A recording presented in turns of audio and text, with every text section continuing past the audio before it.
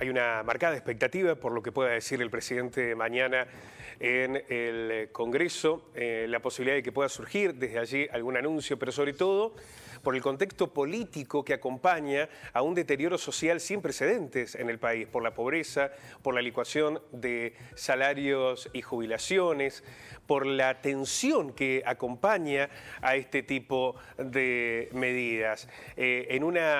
En un discurso con mucha crispación, con mucho agravio, en el que parece que también los parlamentarios surgen en el centro de la atención. Pero vamos a tomar contacto con la diputada de Izquierda, Miriam Bregman. Miriam, ¿cómo estás? Muy buenos días. ¿Qué tal? Buenos días para ustedes. Un placer. Miriam, qué difícil, ¿no?, encontrar un análisis político que piense en una Argentina distinta desde lo social, cuando el escenario que se da en la política emerge casi en el barro, con algunos discursos no solo que descalifican, sino que incorporan hasta actos de xenofobia, ¿no? Xenofobia, discriminación, cosas muy graves en boca de un presidente. Pero creo que, pensando un poco lo que vos planteabas en la introducción, hay dos cosas que no hay que perder de vista. El presidente viene a la apertura de la Asamblea Legislativa con dos objetivos. Uno, disimular la derrota, porque él dijo, los voy a tener a todos sesionando durante enero, me voy a llevar una ley ómnibus, y no fue así. Una ley que no solo se enfrentó en el recinto, sino que particularmente tuvo mucha resistencia en la calle. Entonces el presidente, con todos estos fuegos artificiales que vemos que tira, anuncios, el atril que pide para hablar y todas esas cosas increíbles, está tratando en primer lugar de disimular que viene de una derrota muy importante. No es fácil venir al Congreso en marzo, abrir tu primer periodo legislativo con una derrota. Y en esas condiciones va. Entonces, los fuegos artificiales que tira son para disimular eso. Segunda cuestión que tiene que disimular y que tiene que tratar de evitar que se hable. Que el ajuste lo está pagando el pueblo trabajador, que los tarifazos lo está pagando el pueblo trabajador, que el ajuste central para conseguir el déficit del que ellos festejan lo hicieron ajustando jubilaciones y partidas sociales. Entonces él tiene que venir para hacer un discurso contra la casta, cuando la casta económica, la principal casta de nuestro país, está más feliz que nunca, porque está haciendo lo que quiere, está haciendo una toma de ganancias exorbitantes mediante el aumento de precios, comienzan los despidos. Es decir, mientras los de arriba se están enriqueciendo a un ritmo agigantado, por abajo también el ajuste es muy grande, y es un ajuste clásico, conservador, de esos ajustes neoliberales que se han visto tantas veces, tal vez en otro grado en nuestro país, pero en muchos países del mundo y esencialmente de América Latina. Entonces viene con esta función, disimular la cara de derrota y disimular que lo que está haciendo es lo más ortodoxo de la economía, que no tiene nada de nuevo y que la casta está feliz. ¿Entiende, Miriam, por lo que ha sido por lo que han sido estos 2 meses de gobierno de Milei, por lo que de redoblar la apuesta, por lo menos desde lo discursivo, aún después de la derrota política en el Congreso, que lo que va a suceder mañana es una profundización, es una búsqueda de encontrar algún gesto social que acompañe este ajuste ante la imposibilidad de hacerlo políticamente? ¿Qué imagina que va a suceder mañana con el Congreso, con el discurso de Milei?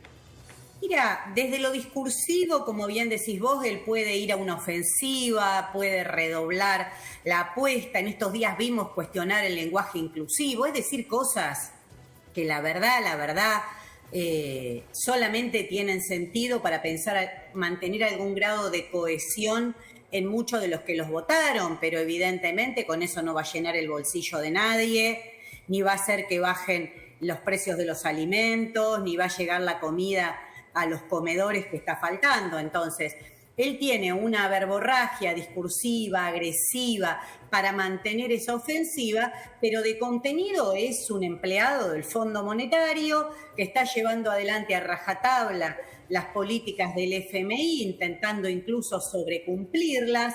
Le ha vuelto a jurar su fidelidad a Estados Unidos. Entonces, el ámbito que él tiene es muy acotado. Todo eso que vemos, que él se presenta como un león, yo se lo dije en el debate presidencial, es un gatito mimoso del poder económico. Mirá, y eso se está comprobando día a día, él no se puede salir ni un milímetro de eso, por eso la ley ómnibus, que muchos se la votaron, ¿no? Después fracasó, pero se la habían votado en general, el DNU que sigue vigente porque todavía diputados y senadores no se sientan a rechazarlo, tiene nombre y apellido en cada uno de sus artículos. Vos agarrás cada uno de los artículos de todo el andamiaje jurídico que prepararon Milei, Caputo, Sturzenegger, y cada uno responde a un lobby económico. Entonces, su promocionada libertad no es una libertad para que el pueblo trabajador, para que los jubilados, para que las mujeres estemos mejor. Es la libertad económica para que los de arriba se enriquezcan a pasos agigantados. Eso te cierra mucho el panorama, porque Milei mañana dirá lo que dirá, pero las medidas económicas van a ser todas a favor de los de arriba. Lo que está ocurriendo con algunas empresas, lo ha planteado Sindar, Bagley, digo empresas de primera línea, pero en muchos otros aspectos. Uno lo ve en el recorrido por las ciudades y pueblos, en lo que está pasando con los comercios, que están semivacíos, las pequeñas pymes que están tratando de buscar algún tipo de respuesta para sostenerse en medio de esta desazón, porque sobre todo no se trata de lo que ha ocurrido, lo que está sucediendo, sino la muy baja expectativa de que esto pueda revertirse en el corto plazo. ¿Cómo está midiendo la política el pulso social, el pulso de las calles? ¿Cómo observan esa respuesta ante lo que está ocurriendo con las medidas del gobierno? Mira, ahí hay dos situaciones distintas. Las que ganaron muchísimo estos últimos años, grandes empresas, incluso exportadoras, que aumentan sus precios, y los pequeños comerciantes que realmente la están pasando muy mal. La están pasando muy mal, y pensá que recién ahora van a venir los grandes tarifazos sobre facturas de luz, de gas y demás. Entonces, la verdad que la situación de los pequeños comerciantes nos preocupa y es uno de los temas que hay que prestar muchísima atención en el próximo periodo, porque es obvio que la gente no tiene para gastar un peso, que las familias están restringiendo todo tipo de gasto y que el salario se lo siguen llevando las grandes alimenticias, todos los que tienen capacidad de aumentar sin fin los precios, y ni que hablar el aumento de combustible. Mira, yo en la calle noto que crece el descontento muy rápido. Pensé que hace 2 meses y pico que asumió Javier Milei y el descontento es muy grande. Bueno, en Córdoba también hay, en la ciudad de Buenos Aires, Gran Buenos Aires, se han desarrollado asambleas barriales como una forma democrática de participación y organización que se van a movilizar mañana al Congreso a la apertura de sesiones.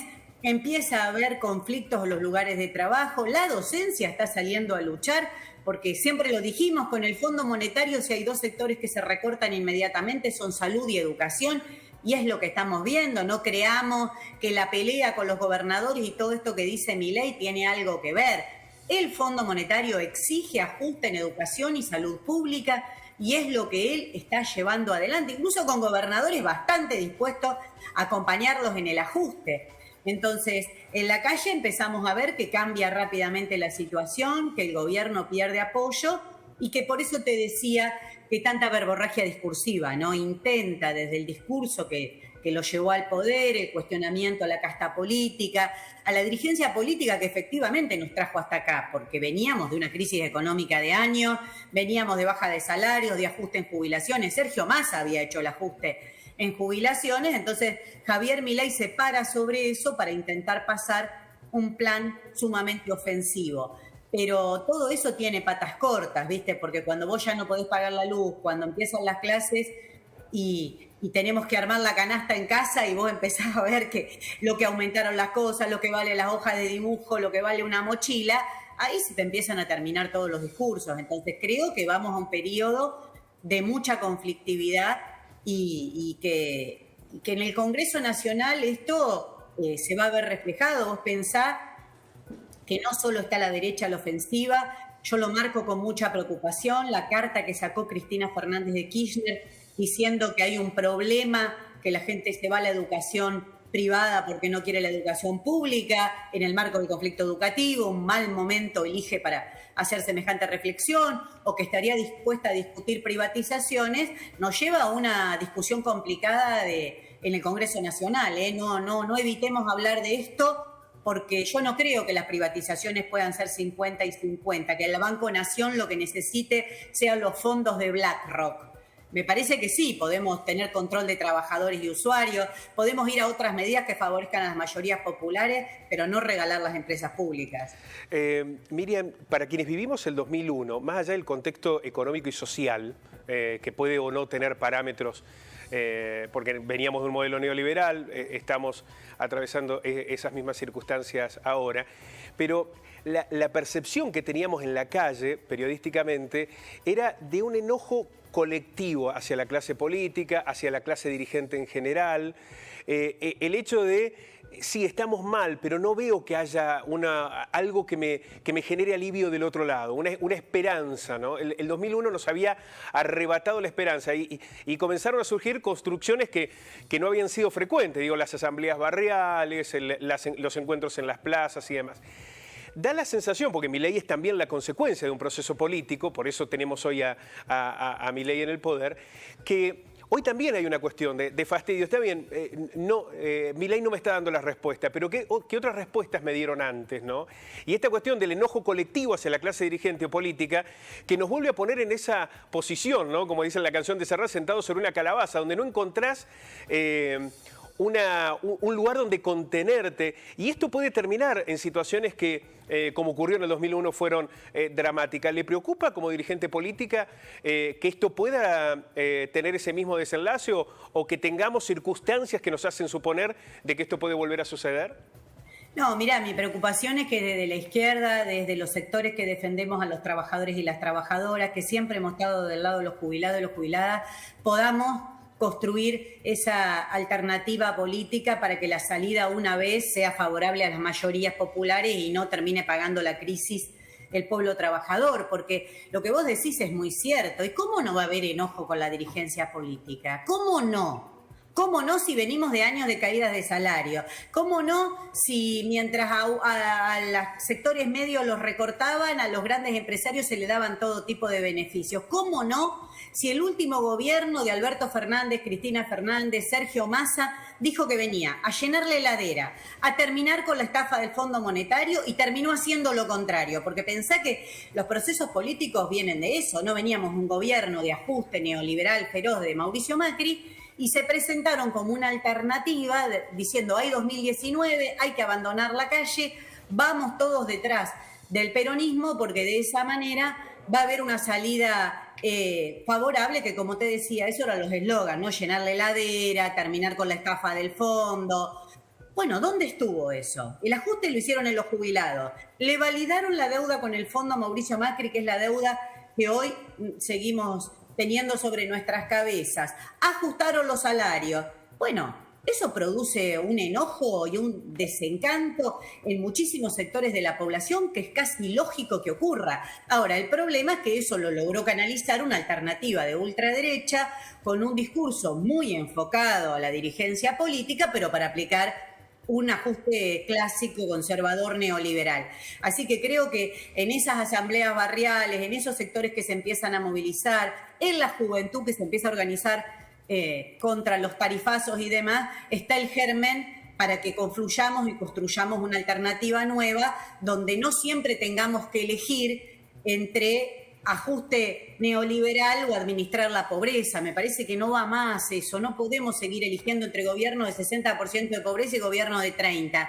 Me parece que ya son muchos años y que hay que pensar verdaderamente cómo desde los trabajadores y trabajadoras planteamos una salida a esta crisis que existe, porque yo no quiero escuchar más que me repitan la restricción externa, la falta de dólares. Bueno, ¿y qué se hizo contra eso, además de regalarle el dólar soja a las grandes cerealeras? ¿Por qué no se establece el monopolio del comercio exterior bajo control de los trabajadores y todos los dólares que entraron? Porque pensá que el gobierno de Alberto Fernández tuvo superávit los primeros años. ¿Y qué pasó con esos dólares? No quedó un dólar en el Banco Central. Entonces, no es que no hay dólares, es que se lo apropian unos pocos.